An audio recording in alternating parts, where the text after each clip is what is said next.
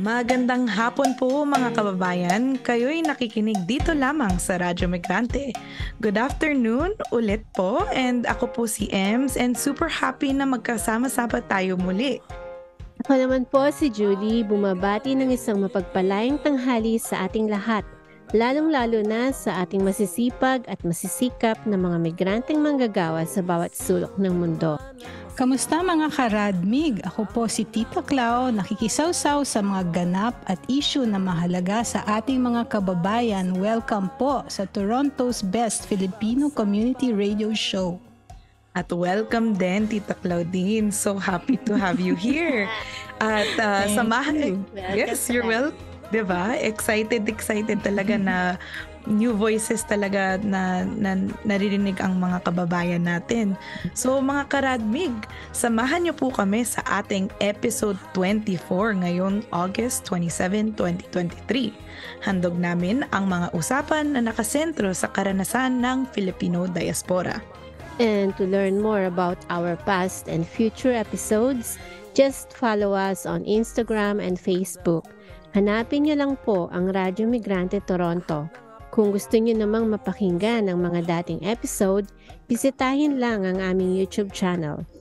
And mula ngayon, mapapakinggan niyo na rin kami sa Spotify. Wow!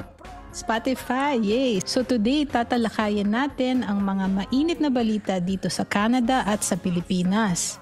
Pakikinggan din natin ang kantang Bayan Ko, tapos makikipulso tayo sa mga nakilahok sa ICHRP Toronto Yard and Bake Sale. At syempre, hindi po matatapos ang ating episode kung wala ang Pinoy Tayo segment, kung saan mapakikinggan natin muli ang makabuluhang usapan with JB Ramos from Combat Science.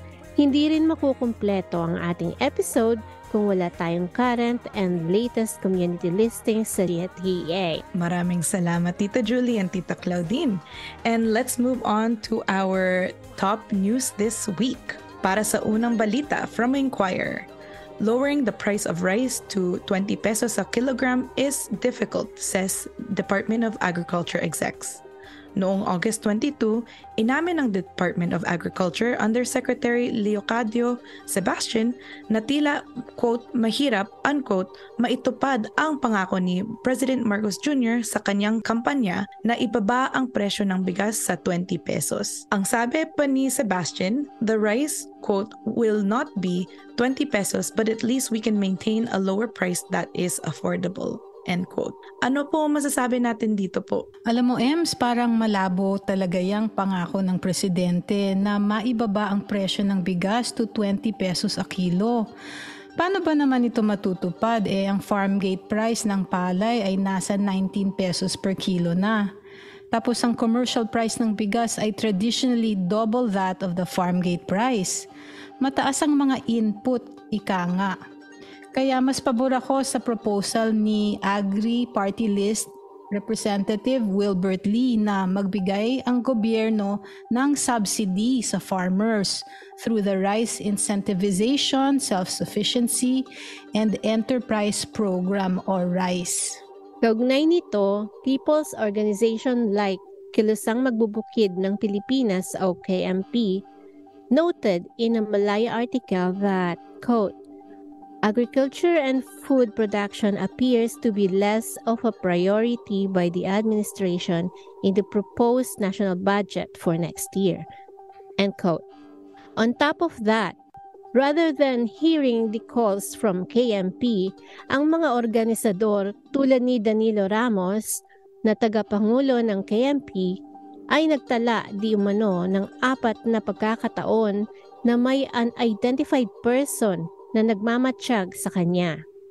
Gaya ng sinabi ng KMP, quote, ang insidente ng panliligalig laban kay Ramos ay ang pinakahuling sunod-sunod na pag-atake laban sa mga lider ng magsasaka at sa mga magsasaka sa buong bansa. End quote. At ang pangalawang balita mula sa Inquirer, Alliance of Concerned Teachers message to Department of Education remove extra tasks instead of visual aids. Noong August 7, during the Brigada Eskwela kickoff, inanunsyo ni Vice President at Education Secretary na si Sara Duterte sa kanyang speech ang solusyon niya na para pasimplihan umano ang Brigada Eskwela ay tanggalin na lang dapat ang mga classroom decorations. Ayon sa DepEd Order No. 21 Series 2023, dapat tanggalin quote, school grounds, classrooms, and all of its walls of unnecessary artwork, decorations, tarpaulin, and posters. End quote. Ang tugon ng Alliance of Concerned Teachers dito, ang ipatanggal dapat ng Department of Education ay yung malabundok na gawain ng mga guro na hindi naman natatanggap ng nakakabuhay na sahod imbis na classroom decorations ang tanggalin. Actually, what the Education Secretary failed to take into consideration, na maraming beses na ring sinabi ng mga experienced educator, is that the classroom decorations ay talagang mahalaga sa learning process ng mga bata, especially to those who are visual learners. Correct ka dyan, Julie. Mukha yatang hindi nagkonsulta sa mga guro ang ating DepEd Secretary.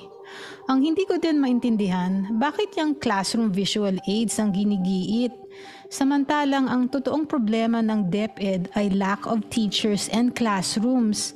Sana yun ang pagtugunan.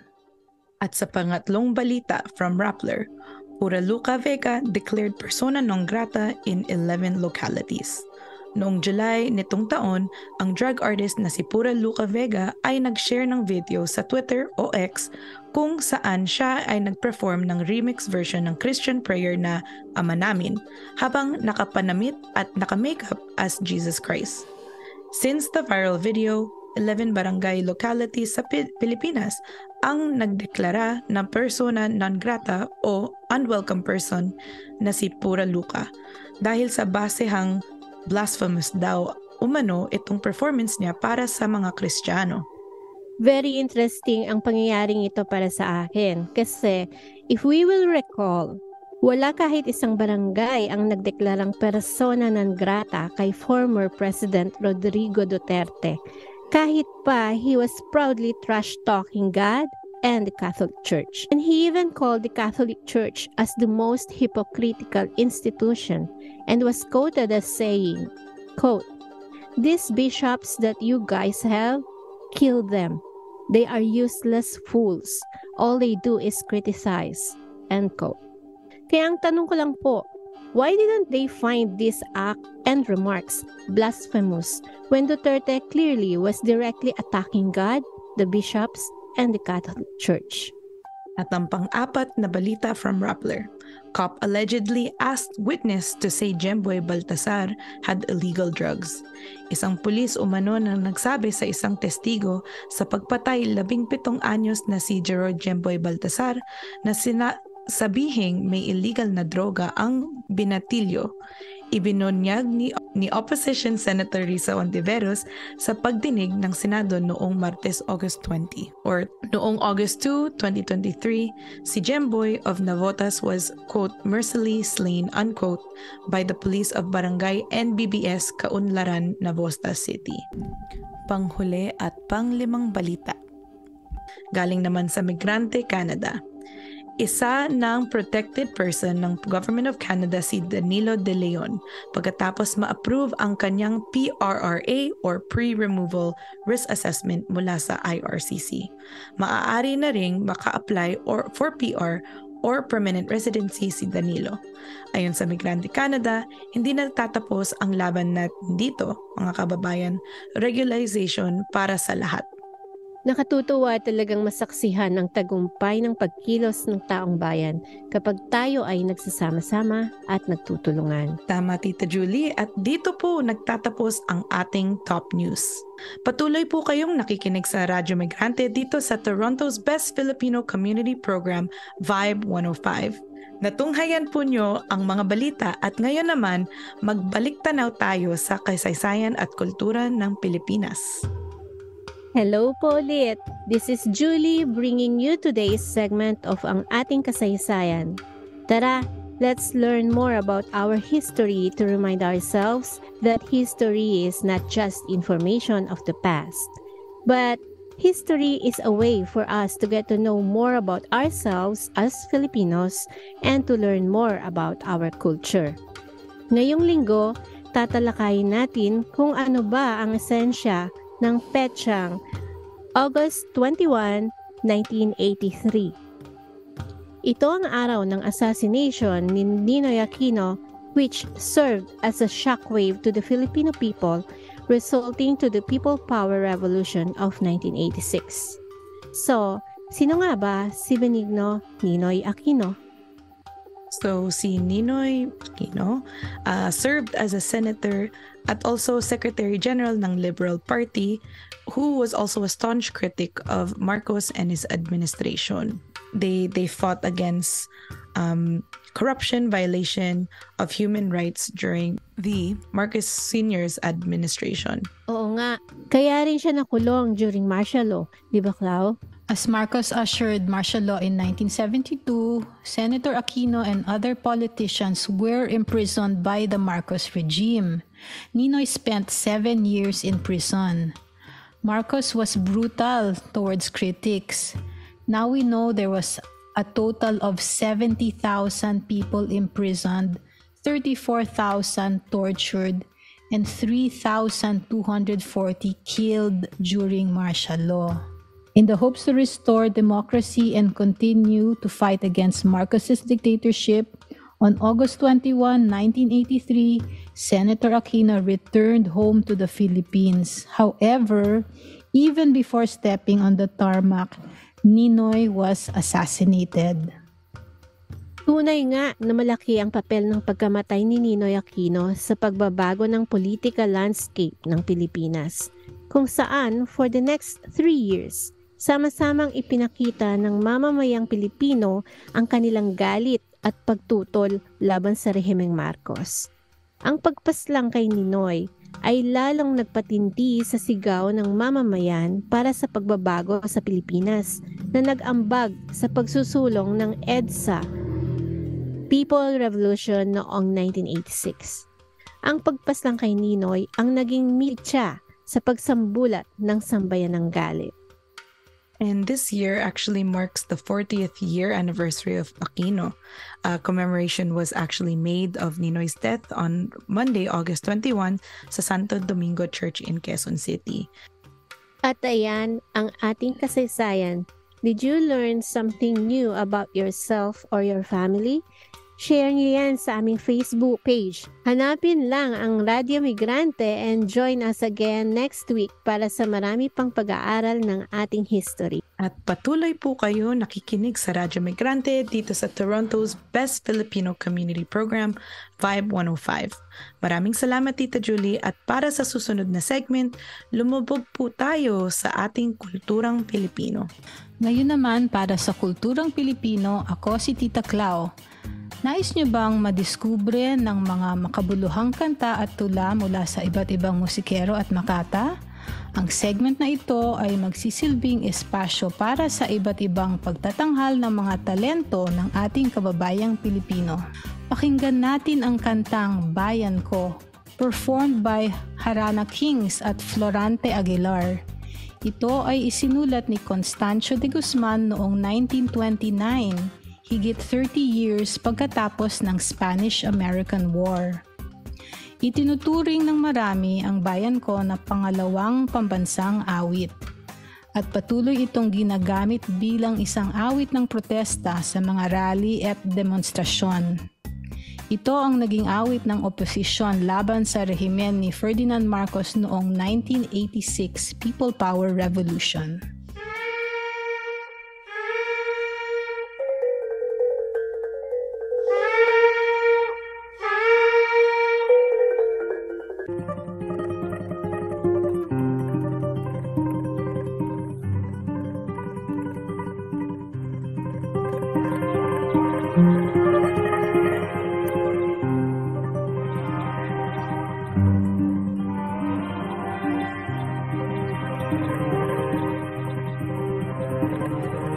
ang bayan kong Pilipinas, lupain ng ginto't bulaklak, pag-ibig na sa kanyang palad, nag-alay ng ganda't dilag, at sa kanyang yumi at ganda, dayuhan ay nahalina.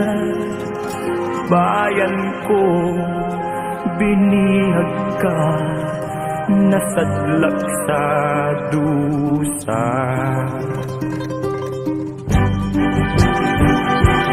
Ibon ng may layang lumipad, kulungin mo at umiiyak. Bayan pa kayang sakdal nila, ang di magnasang makaalpas. Pilipinas kong minumutya, pugad ng luha at dalita, aking adhika, makita kang sakdal laya.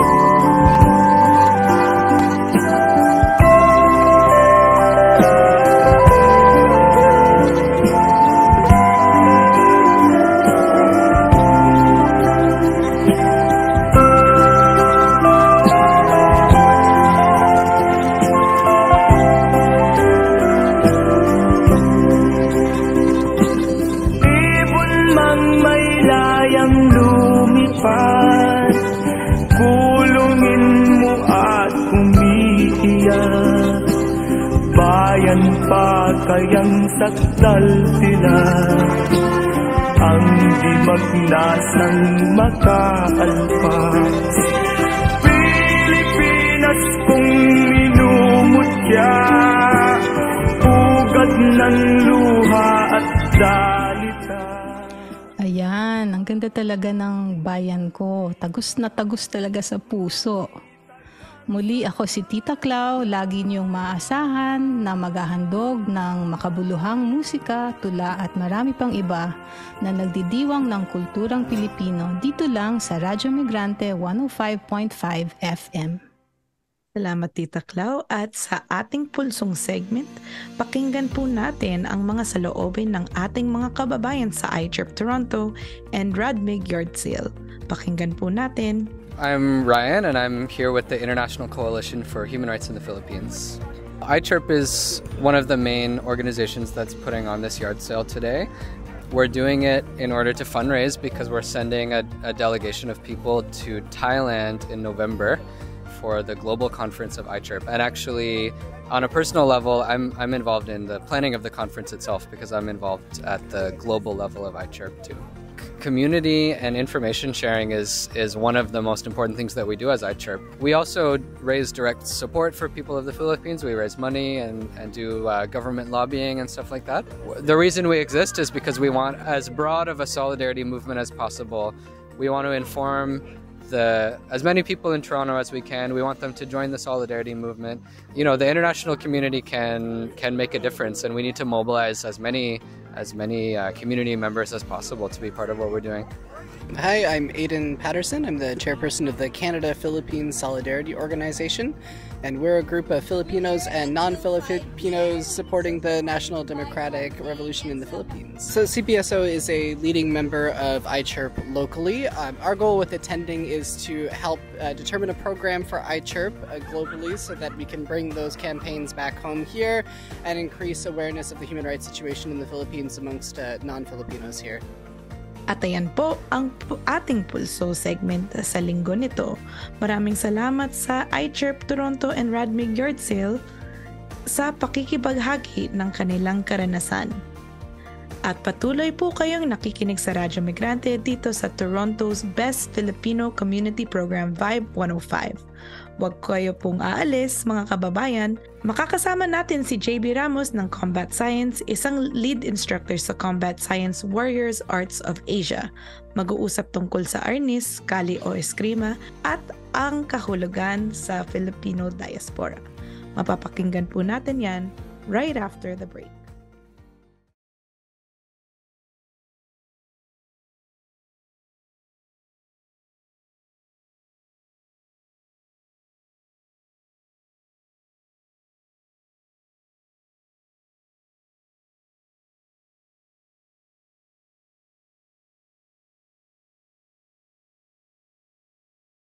At ayan po, ako po ang inyong host si Ems sa ating Pinoy Tayo segment o Pinoy Talakayan at Usapan.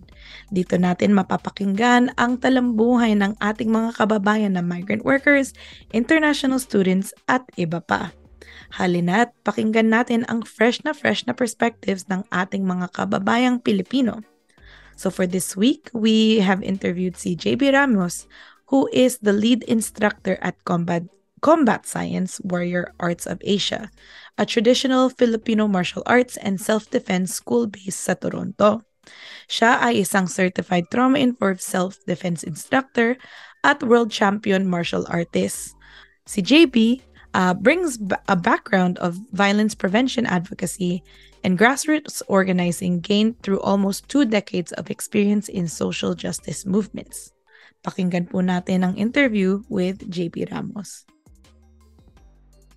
Magandang hapon po, JB, and welcome po sa Radyo Migrante. So maraming salamat for taking the time to speak with us today. So to start us off, pwede nyo ba po kaming batiin and ang ating mga listeners at pakilala nyo po kung sino po kayo? Firstly, salamat for having me and being part of your show. What an honor and privilege to be able to be here with you and talk with everyone today. So I guess just a little bit about me. I'm the main instructor of Combat Science Warrior Arts of Asia, a Filipino martial arts school based out of Toronto, Canada. Our school has been around since, this year is going to be the 20th anniversary. It was established in 2003. But we could talk about the school's history, I guess, as our interview progresses. So I think that's about it in a nutshell. I've been doing martial arts for over 25, almost 30 years, but specifically the Filipino martial arts since the school's inception, which is back around 2002, 2003, and also been recently teaching empowerment self-defense or trauma-informed self-defense. A lot of the stuff I've been doing has been throughout GTA as well as internationally. I was able to teach in the Philippines last year and a number of years before that as well. That's so cool. Wonderful. Well, congratulations, JV, and to Combat Science for 20 years and to 20 times 20 more. I want to congratulate you and your recent event that you ran that was more leading the workshop for women and gender diverse youth. Could you perhaps tell us more, because you kind of talked about that tungkol sa trauma-informed workshops that you've led, self-defense. What motivates you to continue that work? Oh, for sure. As long as I've been doing martial arts, I've always tended to focus also teaching self-defense for people in vulnerable populations, whether it be LGBTQ youth, women, the elderly, people from working in shelters, that kind of thing. I partnered up with Tita Nora Angeles. She's been around working in GBV, gender-based violence, anti-violence against women for 30-40 years. And we collaborated recently with this recent project, which was for Pinay youth. It was sponsored by Adhika, which is a nonprofit organization, which Tita Nora is one of the board members, as well as funded by MLSE. sa Maple Leaf Sports and Entertainment. What me and Tita Nora wanted to do was to kind of get the next generation to be, interested in our culture, in our roots, but through play and movement, and realizing how those having to immigrate and leave the Philippines, or those being born here, just like us, both of us, we have this craving to want to know where we're from. So some of the exercises and games and group discussions we had focused a lot of immigration and how colonialization had a big impact on us as a people in general. So we made that connection with, our colonial roots to the Filipino martial arts and how that formed us in being very resilient as a people. With that being said, you kind of touched upon yun sa immigration at yun role ng yun kahulugan ng eskrima or Filipino martial arts dito sa Canada. Maybe as a Filipino yourself, ano ba ang kahulugan to actually practice Filipino martial arts? Oh wow, ay nako. I guess that comes into play. Me being reintroduced to it as an adult. Ang lola ko, growing up, she would talk about her dad, talking about how he used to play, or she considered play with a stick in the farm, and that for them that was more of like a way of life. It was something that was not advertised as a martial art. It was a way of life for them. And growing up hearing these stories, I had no idea what that meant until years later. My connection to our niece was reintroduced to me when I was studying Taekwondo. My teacher, the school's founder of combat science, she came to my Taekwondo school and did a specialized class teaching our niece.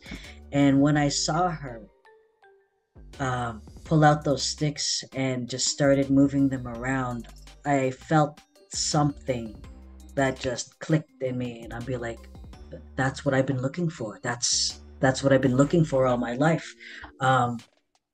It was so hard to explain that moment, but since then, I never stopped practicing. It's been part of me every day for 20 years. So, I think for the next generation to find that connection, it's been happening more so prevalently, I guess, since I would have to say 5 to 7 years, that a lot more people are finding interest in finding about their roots and culture. Pero back then, when I first started our niece, there was only a handful of schools dito sa Toronto, and a lot of students were not Filipino. Lahat sila either puti or ibang cultural background, but I was the first Filipino in her school doing it, just starting it. So I found that there's been a resurgence of interest in it. Do you have any observations of why that is the case? I guess back 20 years ago, hanggang ngayon, that there are a lot of things that Filipinos find more interesting than our own culture. Talking about colonialism, right? Let's talk about how we were first colonized by, the Spanish came. The Japanese were there for a little while. The Americans came, and with them, they brought a lot of the things and to where we are back home. And a lot of us took that into adapting it to what we liked, such as basketball. Basketball became very popular sa Pilipinas, and hanggang ngayon, Filipinos are still, into basketball, even though that is not our national sport. And interestingly, talking about national sport, our niece was only declared a national sport in 2009 in the Philippines. Pero we've been practicing Filipino martial arts since ancestral times. So that just puts things into perspective. Yeah, JB, I think that's such a key thing to recognize, like how culturally, like I guess like even the way that the Philippines economically values, like it's export oriented, but also values imports coming in from like foreign countries, like imperialist countries like the States, and you mentioned Japan, and we can even say Canada. And that plays such an influential role of how we values our traditional cultures, practices. And what you highlighted is like recognizing that our traditions, our own way of being and moving is also as valuable, even if not more. So I think with that being said, JB, I think yung nagkulang sa kwentuhan natin, kung if you want to share more about your karanasan as a Filipino growing up here in Canada, and to that point where it perhaps clicked to you when you first saw Arnis, like, could you maybe retell a journey of who you were before? I guess growing up, my parents came here when they were, I guess, how old? They're pretty young, just like a lot of the second wave of Filipino immigrants. They came here in the 1970s. So growing up here in the 70s, 80s, a lot of our identity of being Filipino was kind of lost because my parents tried to assimilate to it being in Canada. Back then, there's still a lot of racism because there was not much of a diverse Filipino or cultures in Toronto, and a lot of racism did exist and still does. So they tried to assimilate as best as they can, and I guess for them, they probably believed that it would be for the best of us growing up in Canada to try to fit in, diba? But because of that, I felt that there was always still something missing. For me, I always had that longing to figure out where we were from, wanting to go back to the Philippines. And that longing stuck with me all my life. My parents, I'd listen to them, and my Lola would talk about the Philippines and how it was there. And, every time they'd share these stories, it was that, I guess you could relate to me too, diba, about that. It's just that thing that you can't just shake off, that longing of connection to our roots. And besides the food, just like, every culture, food is a connection to home. That was one thing that I found connected me first with my Filipino heritage. But my dad would always talk about him studying to be a police officer in the Philippines and doing taekwondo, all of that things. So I always found that very fascinating and wanting to learn about, self-defense, protecting yourself. Because I was bullied as a child as well. And I think wanting to know how to defend myself was something very important to me because they couldn't do that for me if I was in school. I had to learn how to do it on my own. So it wasn't until, I think grade 6, grade 7, my parents put me in the local karate community classes. I did karate for a number of years, but it wasn't until later on in my 20s that I was reintroduced to taekwondo. Ironically, through a Filipino conference that Babaylan was having with Kilawin Colectivo, which is another community group based out of New York City. So they came here and we had this conference for a weekend. And one place that they had access to was the Santos Taekwondo Martial Arts School. Even though they didn't have classes, but we had part of our conference there. And that kind of like sparked an interest in practicing martial arts again, in getting back into it. Shortly after that, I decided to try an introductory class in the Taekwondo school. After that, I was practicing for a number of years until my Arnis teacher came and did a workshop there. Arnis was a connection to home. It was Filipino, and that was who I am. And when I transitioned into focusing on Arnis, I amped up that training a lot. I competed internationally and at world championships throughout the world. How is Filipino martial art a form of also resistance? Good question. I guess like we were talking about how our peoples were formed in the Philippines, and Arnis was there because it was a form of resistance from our colonizers. Remember, Arnis Calle Eskrima, Filipino martial arts, is a combative art form to protect our people, to protect our land, protect our families, to protect ourselves. So ultimately, as a practice here in Toronto, how we've been teaching it in my school, how my teacher taught me it, was that it's a community. The school is a community. It's there for everyone to come and train in a safe space and learn about the culture and warrior arts of the Philippines. I guess we're just hoping that the knowledge that was passed to me, I can pass it on. Because if there were a lot of youth who still were not really aware of that we had a martial art, to seeing the way they connected, and hearing that when they heard the sound of the Arnis sticks hitting for the first time together, and them being able to exchange that energy with each other, was very. Every time I see that spark in their eye, that reminds me of what I saw the first time in me. And to be able to see the next generation have that longing and that connection right away is something that I hope that trickles down with what I've been doing, and hopefully other people would connect with that. I see that a lot of youth are wanting to know about what it means to be Filipino, diba? And now that there's the Mabuhay festival, there's all these other festivals, and with it they show entertainers, they show the food, they showcase the dances, and that's what a lot of them see. The tattoos are also there, weaving pattern is there, but a lot of them don't really dig into ancestral art in its purest form. And the Filipino martial arts is a big part of that, because we had to defend our land, we had to defend our, where we were from. But I think a lot of youth forget that part. They like to wear these things on them to say I'm a Filipino, but to practice it, besides the food, the tattoos, there's more aspects to it outside of that.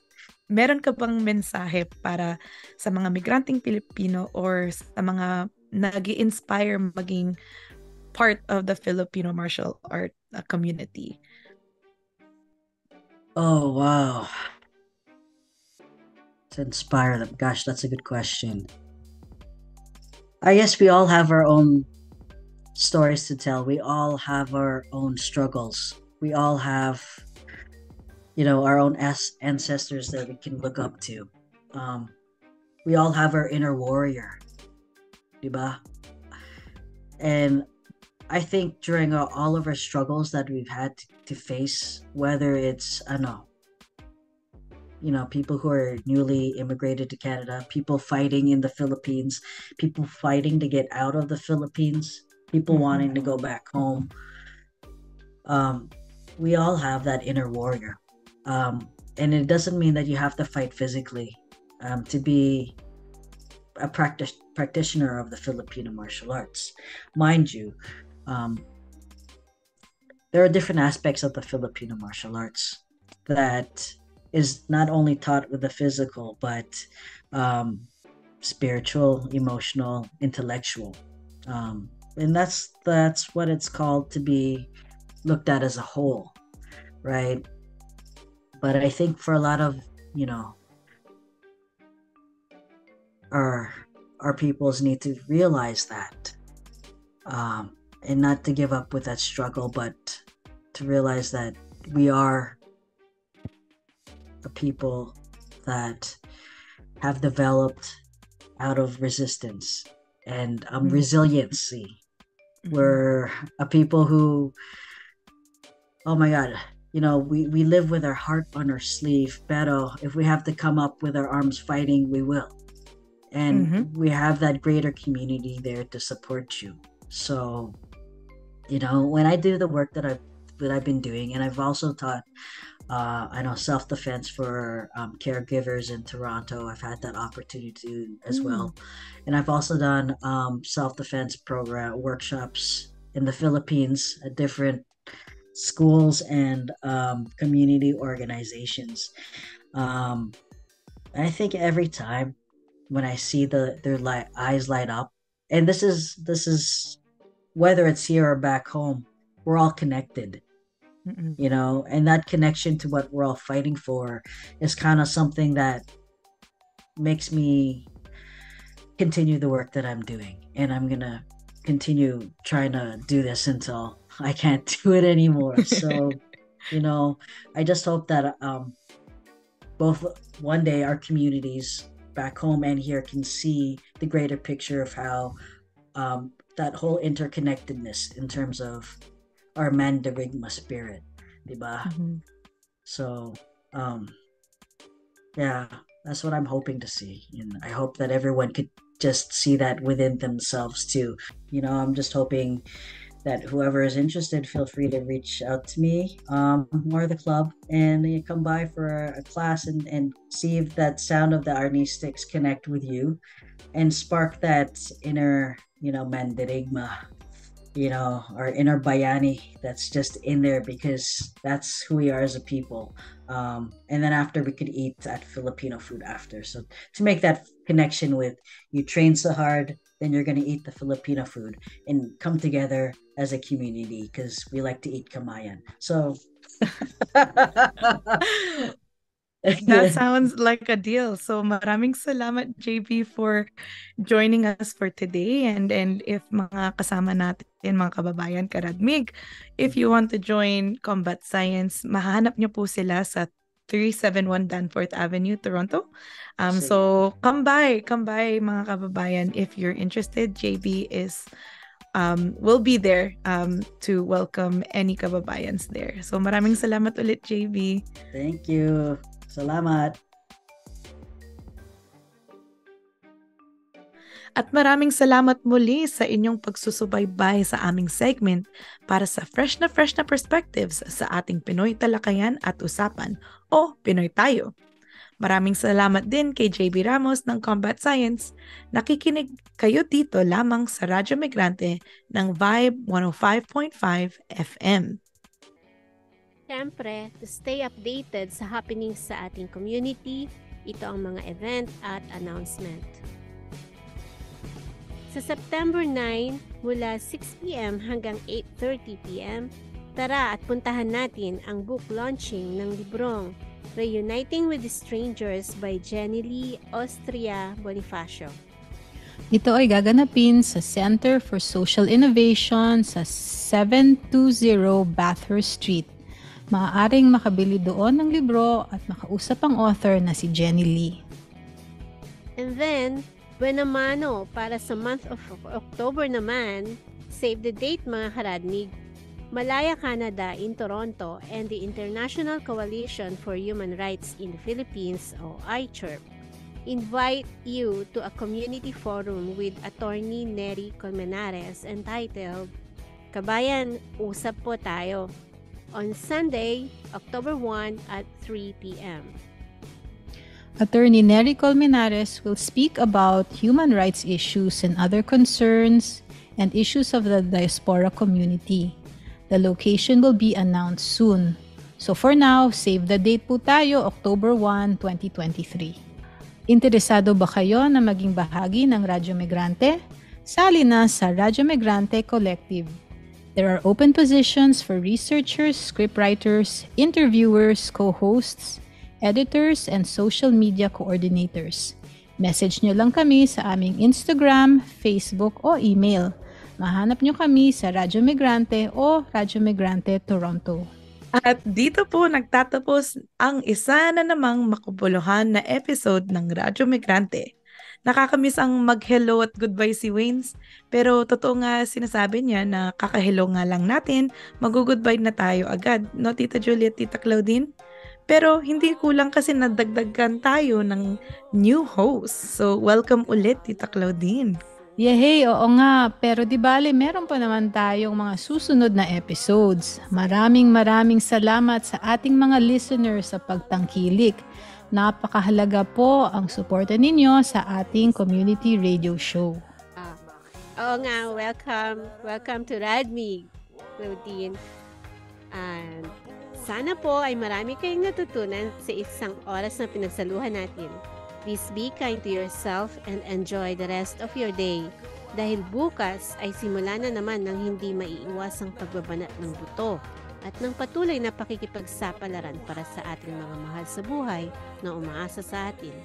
Padayon mga karadmig para sa progresibong politika at pagbabago. At dyan po ang nagtatapos ang Radyo Migrante sa tulong ng mga kababayan natin na bumubuo ng RadMig, kay JB Ramos ng Combat Science, kay Carl Ramirez para sa kanyang kanta, Migranteng Pilipino, at higit sa lahat sa inyo pong mga nakikinig sa Radyo Migrante tuwing linggo mula 1:00 hanggang 2:00 ng hapon. Maraming salamat po. Hanggang sa susunod mga kababayan, muli, Mabuhay po kayo at mabuhay ang Bayang Pilipinas!